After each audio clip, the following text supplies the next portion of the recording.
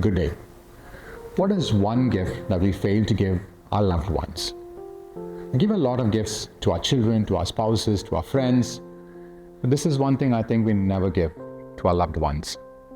And that is something called as safe spaces. Now, what is a safe space? It's a space where when you have a discussion, when you're having a meeting in that safe space, there is no judgments, there is no repercussions, and there is unconditional love. There are three scenarios where you give this safe space.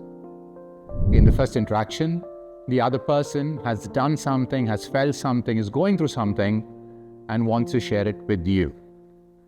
In the second scenario, you have done something, you have affected the person any way possible, and that other person is uncomfortable with it and is asking for a safe space. And the third scenario is when the other person has a plan or an idea or a suggestion, which when shared with you, you're going to get uncomfortable. When I gifted safe spaces to my children were delighted. And they said, "Dad, that's a great idea. But this is not something for me. I didn't come up with the idea.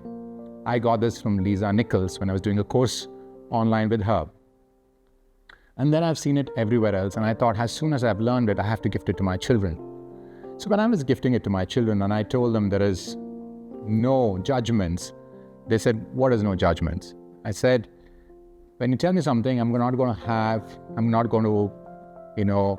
opinion about it, condemn you about it, or anything about it. I'm going to listen to you with love, no judgments."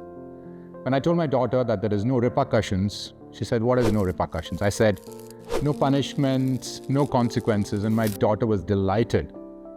And finally, when I told her that is unconditional love, she didn't understand it. And when I shared it with my colleagues too, they didn't understand it. What we mean by unconditional love is that after the person shares it with you, you will love that person like you did before, like you always loved the person.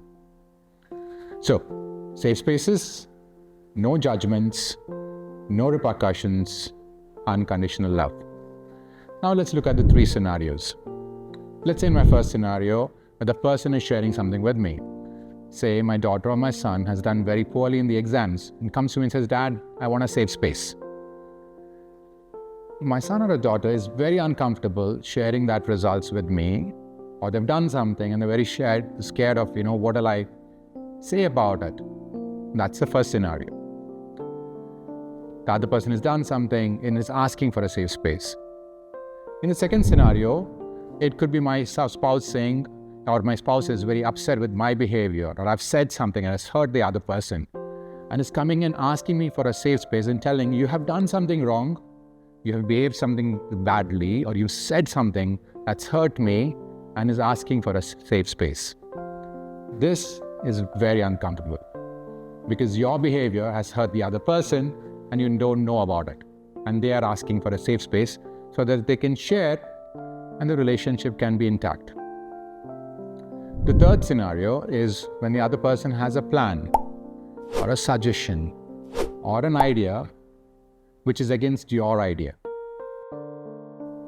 And they are asking for a safe space so that you listen to them and you see their point of view.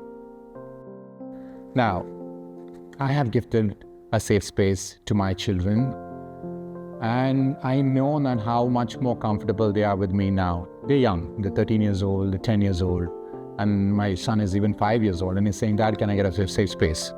It's easy now, but I want to make them comfortable as they become teenagers, so that no matter what they go through, they know they can come and tell me, "Dad, I got a safe space. Can I get a safe space?" And I can give it to them.